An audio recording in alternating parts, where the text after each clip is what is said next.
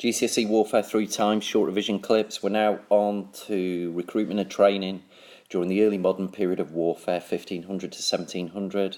So round about the start of the 1500s, we get the Tudors in power after the Wars of the Roses have finished. And they were quite keen to recruit troops for the army, obviously, particularly to lessen the influence and the power of the nobles. So they stuck with a militia system, really, the sort of traditional recruiting methods that have been around for a while. Not much change here. So commissioners of array are sent into counties to muster local people for service. So all men aged between 16 and 60 would get mustered in their counties. They were told to bring their own weapons, train when required. There'd be fines for those who didn't. And in each county, to be in charge of the militia, you would get a Lord Lieutenant too.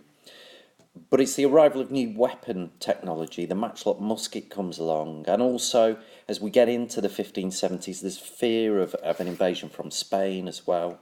And there is a feeling that this militia system is not providing enough well-trained troops to be able to defend England. So trained bands began to be set up. And this is where groups of men from each area, each county, would get together for a month in the summer. They would train. And later on, you would get more professional soldiers, muster masters, as they were called, brought along to help out. But these are not local, and therefore not popular. So local people resent being told what to do. But anyway, the Spanish invasion doesn't happen. As you know, the story of Queen Elizabeth, the Spanish Armada fails in 1588.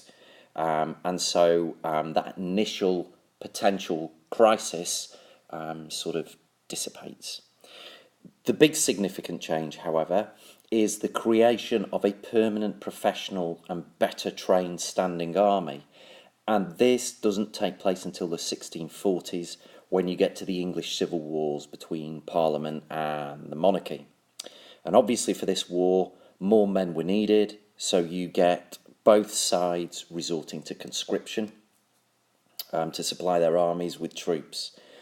During this period also you get, through the invention of the printing press, you get mass production of propaganda pamphlets to try and persuade people to fight.